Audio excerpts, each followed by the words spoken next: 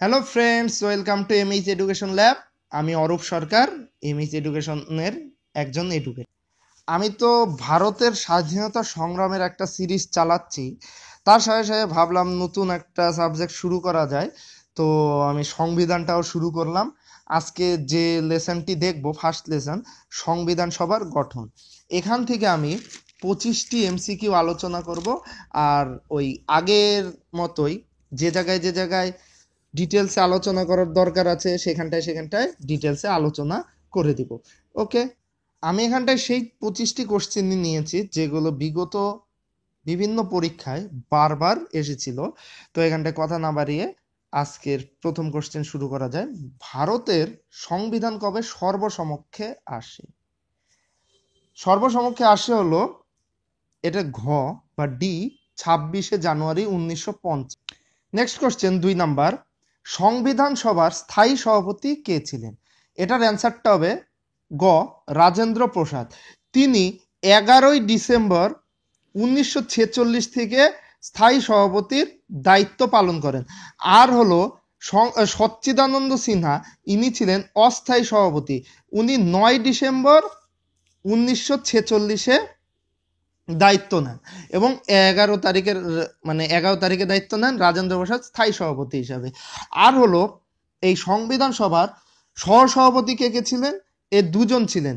একজন ছিল হলো এইচ.সি. মুখার্জি, আরেকজন হলো ভিটি কৃষ্ণমাচারী। নেক্সট কোশ্চেন 3 নাম্বার, সংবিধানে মোট ধারার সংখ্যা কয়টি? এটার উত্তরটা হবে ক, 395। এখন তো ধারার সংখ্যা আরো বেড়ে 445টা হয়ে গেছে, কিন্তু এগুলো কিন্তু সাব ধারা। 395-এর ভিতর দেখতে পাওয়া যাবে যে এরকম এ বি এর ও এরকম ভাবে ধারাগুলো আছে, কিন্তু পরীক্ষায় কিন্তু 395টাই দিতে লাগবে। ঠিক আছে, নেক্সট কোশ্চেন, ভারত কবে ডমিনিয়ন স্টেটের মর্যাদা পায়? এটার অ্যান্সারটা হবে 15ই আগস্ট 1947, অপশন খ। 5 নাম্বার, বি আর আম্বেদকর সংবিধান সভায় কোথা থেকে নির্বাচিত হয়েছিলেন? এরা উত্তরটা হবে বাংলা, ওয়েস্ট বেঙ্গল। ঠিক আছে, নেক্সট কোশ্চেন 6 নাম্বার, ক্যাবিনেট মিশনের সভাপতি কে ছিলেন? এটার উত্তরটা হবে প্যাথিক লরেন্স, অপশন সি। তাছাড়া স্ট্যাফোর্ড ক্রিপস, এভি আলেকজান্ডার এরাও কিন্তু ক্যাবিনেট মিশনের সদস্য ছিলেন। এবার ক্যাবিনেট মিশন কবে গঠিত হয়? 16ই মে 1946। নেক্সট কোশ্চেন 7 নাম্বার, সংবিধান সভার প্রথম বৈঠক কবে বসে? এটার উত্তরটা হবে 9 ডিসেম্বর 1946, যেদিন, অপশন বি, যেদিন সচ্চিদানন্দ সিনহা অস্থায়ী সভাপতি হিসাবে নিযুক্ত হন। 8 নাম্বার, সংবিধানের তপশিল সংখ্যা কত? তপশিলের সংখ্যা হলো, অ্যান্সারটা হবে 12, অপশন এ। আর যখন সংবিধান গঠিত হয় তখন কটি ছিল? 8টি। ওকে, নেক্সট কোশ্চেন 9 নাম্বার চলে আসি, যে ভারতীয়দের দ্বারা ভারতীয় সংবিধান রচনার দাবি তোলেন কে? এটার উত্তর হবে M N Roy, option A. Next question চলে যাই 10 নম্বরে, গণপরিষদ ভারতের জাতীয় পতাকাকে গ্রহণ ও অনুমোদন করেন কবে? এটার উত্তরটা হবে 22শে জুলাই 1947, অপশন ডি। এবার আর কয়েকটা, ন্যাশনাল এনথিমটা হলো জানুয়ারি 24, 1950 সালে কে অনুমোদন দেওয়া হয়। আর হলো ন্যাশনাল সং হলো ওটাও একই, কিন্তু জানুয়ারি 24, 1950। ঠিক আছে, এবার হলো আমাদের ন্যাশনাল অ্যানথেম কি? জনগণমন, রচয়িতাকে রবীন্দ্রনাথ ঠাকুর। আর ন্যাশনাল সং কোনটি? বন্দে মাতরম, এর রচয়িতাকে বঙ্কিমচন্দ্র চট্টোপাধ্যায়। তা 11 নম্বর কোশ্চেন, ভারতীয় সংবিধান রচনার জন্য গণপরিষদে কয়টি কমিটি ছিল? এটার উত্তরটা হবে অপশন সি, 13টি কমিটি ছিল। এবার আমি কয়েকটি ইম্পর্টেন্ট কমিটিগুলা নাম বলে দিচ্ছি এবং তার সভাপতিগুলো বলে দিচ্ছি যেগুলো এসে থাকে। ইউনিয়ন পাওয়ার কমিটি, এটা হলো জওহরলাল নেহেরু। তারপরে আছে ইউনিয়ন কনস্টিটিউশন কমিটি, এটাও হলো জওহরলাল নেহেরু। তারপরে আছে প্রভিন্সিয়াল কনস্টিটিউশন কমিটি, এটার হলো সর্দার বল্লভভাই প্যাটেল, আর হলো ড্রাফটিং কমিটি বি.আর. আম্বেদকর। ঠিক আছে, তারপরে 12 নম্বর, আচ্ছা 12 নম্বরে যাওয়ার আগে আর দুটা কমিটির নাম বলে দেই, ইম্পর্টেন্ট কমিটি। স্টিয়ারিং কমিটি, এটা ছিল হলো ডক্টর রাজেন্দ্র প্রসাদ। আরেকটা ছিল হলো স্টেট কমিটি, এটা হলো জেল নেহেরু। ঠিক আছে, জওহরলাল নেহেরু। ঠিক আছে, তারপরে 12 নম্বরে এবার চলে আসি, গণপরিষদের সাংবিধানিক উপদেষ্টা কে ছিলেন? এটার উত্তরটা হবে বি.এন. রাও, অপশন বি। 13 নম্বর, খসড়া কমিটির মোট সদস্য সংখ্যা কতজন ছিল? খসড়া কমিটির মোট সদস্য ছিল 7 জন, অপশন এ। ঠিক আছে, এটা বাংলাতে 7 লেখা আছে, আমি ব্র্যাকেটে ইংলিশেও 7 লিখে দিয়েছি। এবার খসড়া কমিটিতে যে 7 জন সদস্য ছিল তাদের নামগুলো বলে দিচ্ছি। আর হলো খসড়া কমিটি কবে গঠিত হয়েছিল? খসড়া কমিটি গঠিত হয়েছিল 29শে আগস্ট 1947 সালে হলো খসড়া কমিটি গঠিত হয়। এবং এর সদস্যদের নামগুলো বলছি। বি.আর. আম্বেদকর, বি.আর. আম্বেদকর তিনি ছিলেন চেয়ারম্যান। তারপরে ছিলেন এন গোপাল স্বামী আয়েঙ্গার। তারপরে আছে আল্লাদি কৃষ্ণ স্বামী আইয়ার। তারপরে কে এম মুন্সি। তারপরে আছে সৈয়দ মোহাম্মদ সাদাউল্লাহ। তারপরে মাধবরাও ছিল, এন মাধবরাও বলে একজন ছিল। এবং এন মাধবরাও, ঠিক আছে, এন মাধবরাও তার মানে অসুস্থতার কারণে তার স্থলাভিষেক হয়ে আসেন হলো বি.এল. মিত্তির। ঠিক আছে, বি.এল. মিত্তির আসে। তারপরে আরেকজন টি.টি.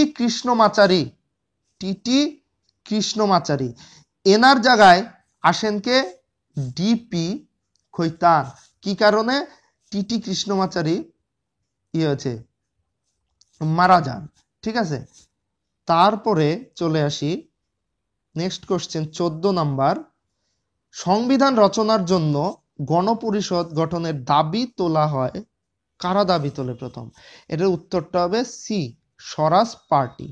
ঠিক আছে, এবার আরেকটা এখানটা বলেছে কমিউনিস্ট পার্টি, এরা কিন্তু সংবিধান সভায় অংশগ্রহণ করেননি।